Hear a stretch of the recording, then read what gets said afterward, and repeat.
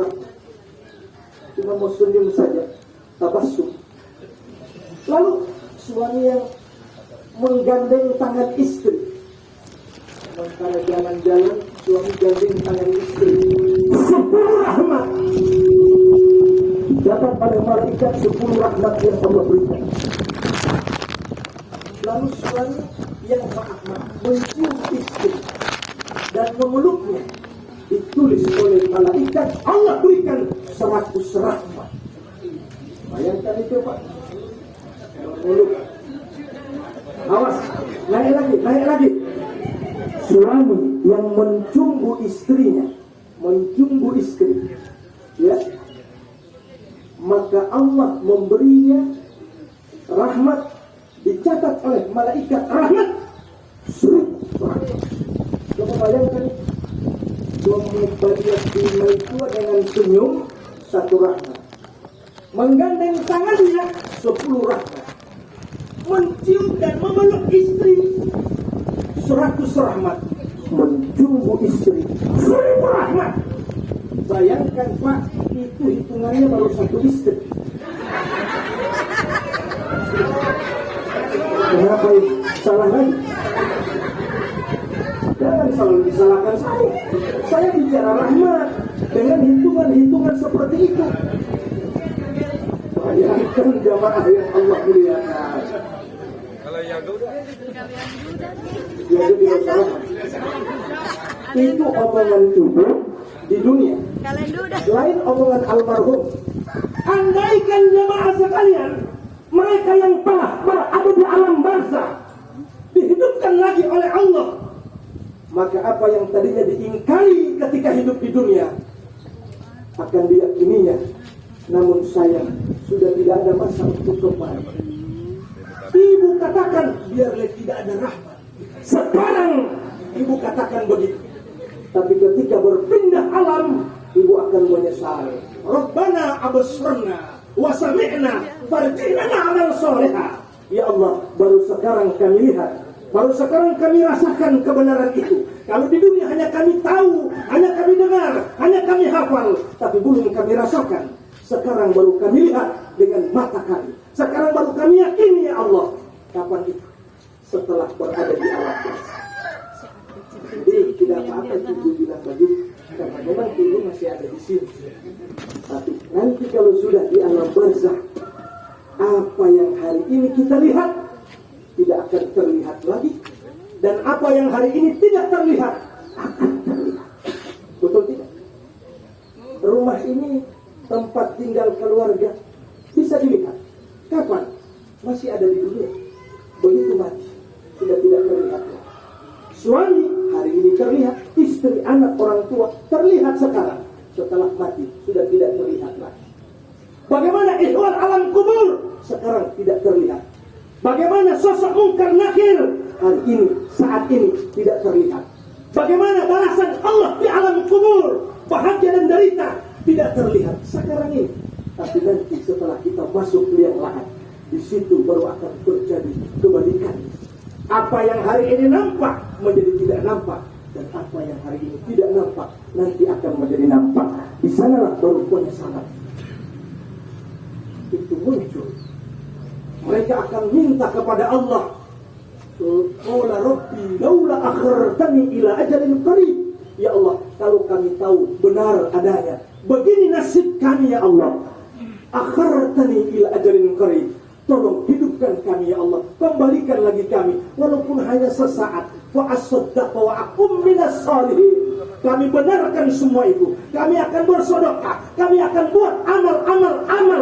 Kami akan suruh suami kami menikah lagi, ya Allah. Karena satu kali melihat istri, pahalanya 1.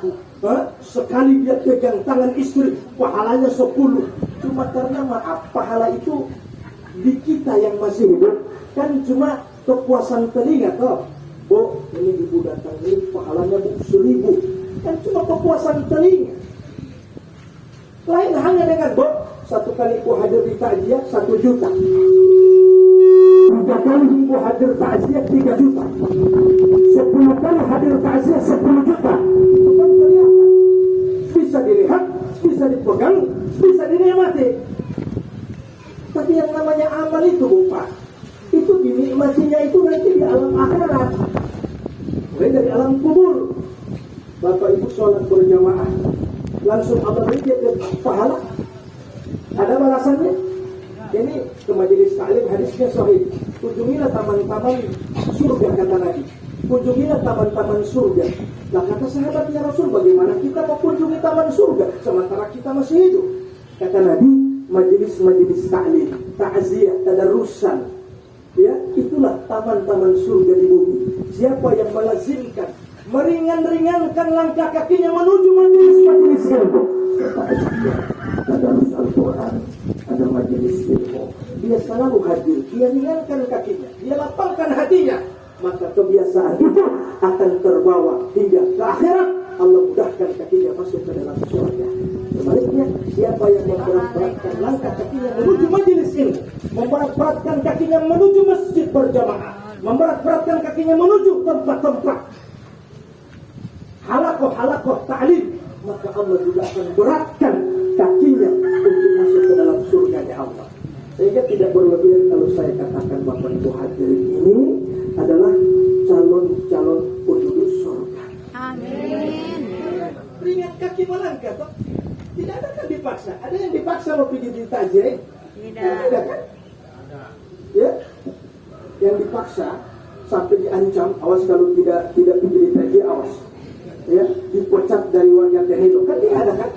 Tapi kita sukarela, diundang, apalagi diundang jamaskan ya. Sedangkan tidak diundang saja, ini takziah saya tidak perlu diundang. Sehingga tidak perlu puasa 3 hari kalau hadir tanpa undangan. Yang perlu puasa 3 hari hadir tanpa undangan itu pesta. Kan ada takziah, ada tahniah. Takziah itu menghadiri kematian. Itu tidak perlu ada undangan. Sementara pesta jangan hadir kalau tidak diundang. Hakul muslim alal muslim khamsun, kata Nabi. Kewajiban harus seorang muslim kepada muslim yang lain ada 5. Yang pertama, raddus salam, menjawab salam. Jadi kalau ada orang kasih salam, dosa bu kalau bapak diam. Assalamualaikum, patah popo oyo, cuma bapak diam, itu dosa. Karena raddus salam, menjawab salam itu wajib hukumnya. Nah, cuma maaf jamaah sekalian, memang di dalam menyikapi salam itu ada 4 macam, 3 atau 4 macam. Yang pertama, ada salam yang wajib dibalas. Salam macam apa itu? Salam seseorang yang ditujukan kepada diri kita langsung. Assalamualaikum Bu. Jawab Ibu. Siapa bapak diam Ibu ini ya? Saya ada 7 kamar. Wajib itu. Jadi disalami kita wajib harus. Yang kedua, ada salam yang boleh dibalas, boleh juga tidak. Boleh Ibu mau balas, boleh juga bapak diam, tidak apa-apa, tidak berdosa. Salam apa itu? Salamnya tamu tetangga, ya, atau salamnya reporter TVRI atau RRI. Assalamualaikum warahmatullahi wabarakatuh. Boleh dijawab, boleh tidak, karena tidak secara khusus ditujukan ke kita. Namun bagi yang menjawab, pahala bagi yang tidak menjawab tidak berdosa, karena tidak secara khusus. Nah, yang ketiga, ada salam yang tidak boleh dibalas. Salam siapa? Salam para penziarah kubur ke mayit yang ada di kubur.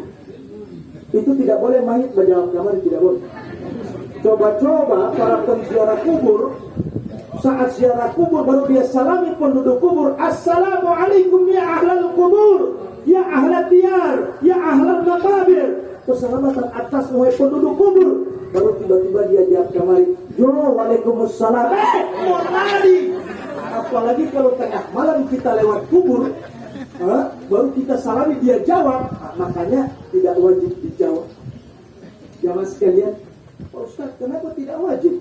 Itu kan salam, itu kan doa, membalas kebaikan dengan kebaikan yang lebih baik atau setara, itu kan satu keharusan agama. Tadi saya sejak tiba, setiap yang masuk itu saya jawab salamnya, cuma tidak terlalu keras. Ya, saya jawab salamnya dengan yang lebih baik dari yang dia berikan. Assalamualaikum. Saya jawab waalaikumsalam warahmatullahi. Ada yang masuk Assalamualaikum warahmatullahi. Saya jawab waalaikumsalam warahmatullahi wabarakatuh. Tadi Pak Haji, Mas, Tito, ini kerabat lama ini baru ketemu lagi sama-sama satu warga di Tenilo ini. Sama saya sudah hijrah jamaah sekalian. Tadi beliau dari pembukaan lengkap salamnya. Assalamualaikum warahmatullahi wabarakatuh. Saya jawab, Waalaikumsalam warahmatullahi wabarakatuh wa maghfiratuh.